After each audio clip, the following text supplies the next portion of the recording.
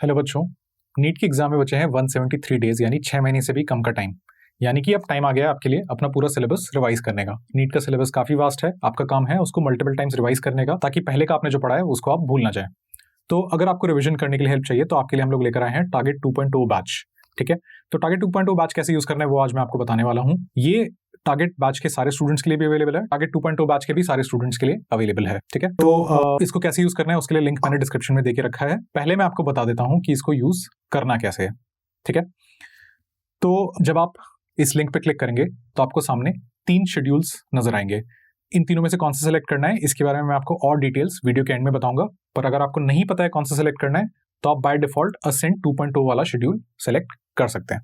ठीक है, तो जब आप एक शेड्यूल सेलेक्ट कर लेंगे तो आपको इस तरह कुछ चैप्टर्स नजर आएंगे।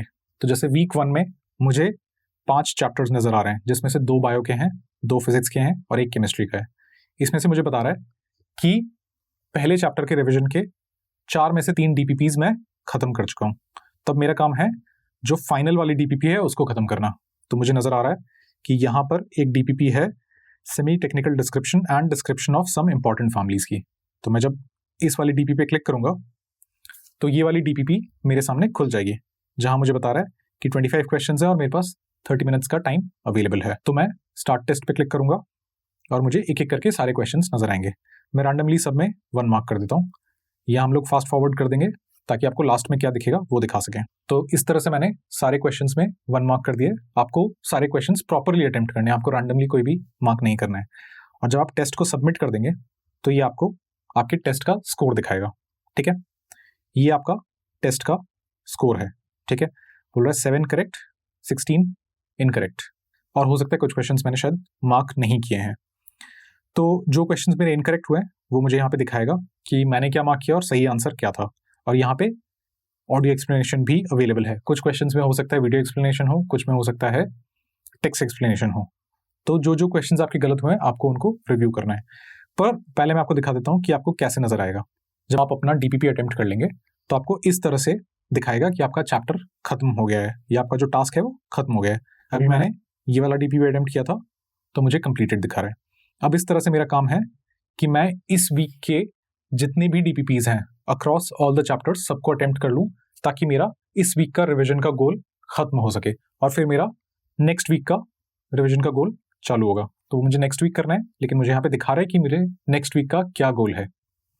ठीक है, तो सेम चीज मुझे नेक्स्ट वीक भी करनी होगी। अगर इस तरह से मैं अपना रिवीजन का शेड्यूल पूरे 16 हफ्ते फॉलो करूंगा, ये जो रिवीजन का शेड्यूल है ये आज से लेकर 23 फरवरी तक है। अगर मैं पूरे 16 हफ्ते अपना रिवीजन का शेड्यूल फॉलो करूंगा तो मेरा रिवीजन 1 खत्म हो जाएगा 23 फरवरी तक, और फिर मेरे पास टाइम बचेगा सेकंड रिवीजन करने का और थर्ड रिवीजन करने का भी, ताकि मैं कुछ भी भूल ना जाऊं। ठीक है, अब मैं आपको क्विकली बता देता हूं कि अगर आपका किसी डीपीपी में करेक्ट परसेंटेज खराब है तो आपको क्या करना है। खराब का क्या मतलब हुआ, आपका गोल है कि आपको हर टॉपिक में आपको एटलीस्ट 90% क्वेश्चंस ठीक करने हैं। अगर बायोलॉजी का चैप्टर है तो उसमें आपका शायद 95% क्वेश्चन ठीक होना चाहिए। पर अगर मेरा 95% ठीक नहीं हुआ तो मुझे क्या करना है। जैसे यहाँ पे मुझे दिखा रहा है कि मेरे 7 ही सही हुए, 16 इनकरेक्ट हुए, तो यानी ये प्रॉब्लम है। तो मैं कैसे ठीक करूंगा। मैंने जो टॉपिक अटेम्प्ट किया था वो था semi technical description and description of some important families. तो मैं टारगेट बैच में जाऊंगा, यहां से मैं अपना मॉर्फोलॉजी ऑफ फ्लावरिंग प्लांट्स वाला चैप्टर सेलेक्ट करूंगा और उसमें से मैं अपना टॉपिक सेलेक्ट करूंगा semi technical description. Let's say मैंने ये वाला टॉपिक सेलेक्ट कर लिया। अब इससे रिलेटेड सारे क्वेश्चंस मुझे नजर आ जाएंगे। लेट्स से मैं सिर्फ रेकमेंडेड एमसीक्यूज ही करना चाहता हूं तो मैं रेकमेंडेड एमसीक्यूज कर सकता हूं, जिसके 9 रेकमेंडेड एमसीक्यूज मुझे नजर आ रहे हैं। अगर मेरी थ्योरी वीक है तो पहले मैं जाके एनसीईआरटी पढ़ूंगा, पर अगर मुझे क्वेश्चन प्रैक्टिस करना है तो मैं टारगेट बैच पे आके क्वेश्चन प्रैक्टिस करूंगा। ओके, यहाँ पे सारे क्वेश्चंस मुझे नजर आते हैं, एक एक करके मैं सारे क्वेश्चंस अटेम्प्ट कर सकता हूँ। जो क्वेश्चन मुझे समझ में आ गया बहुत अच्छी बात है, नहीं तो मैं व्यू एक्सप्लेनेशन करके ऑडियो एक्सप्लेनेशन देख सकता हूँ। ओके, अब मैं आपको बता देता हूँ कि आपको कैसे डिसाइड करना है कि आपको कौन सा टेस्ट सीरीज का शेड्यूल फॉलो करना है। ठीक है, तो यहाँ पर हमारे पास 3 शेड्यूल है।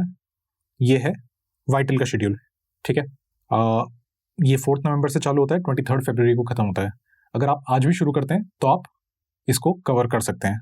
ठीक है, सिमिलरली असेंड 1.0 का कुछ शेड्यूल है और असेंड 1.0 का शेड्यूल आप तब फॉलो कर सकते हैं अगर आप ड्रॉपर हैं और आपने पहले से अपना रिविजन या पहले से आपने अपना सिलेबस कंप्लीशन चालू कर दिया था, तो आप जल्दी से रिवाइज कर सकते हैं। और अगर आपने थोड़ा लेट अपना सिलेबस चालू किया है तो आपके लिए असेंड 2.0 है, आप इसके हिसाब से भी अपना रिविजन खत्म कर सकते हैं। तो दैट्स इट बच्चों। अगर आपको कुछ डाउट्स हैं कि कैसे इस शेड्यूल को फॉलो करना है, कैसे इस फीचर को यूज करना है, तो आप कमेंट्स में मुझसे पूछ सकते हैं। और अब वेट मत कीजिए, अपना रिवीजन चालू कीजिए। Link is in the description, आप अभी से अपना रिवीजन चालू कर सकते हैं। Thank you.